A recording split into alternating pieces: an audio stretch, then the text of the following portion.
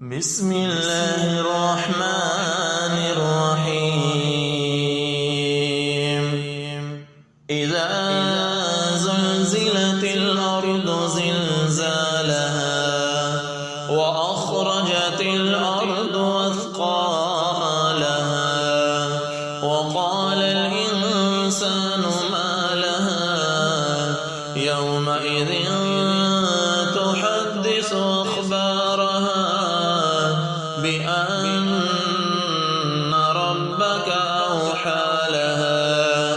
يومئذ يصدر الناس أشتاتا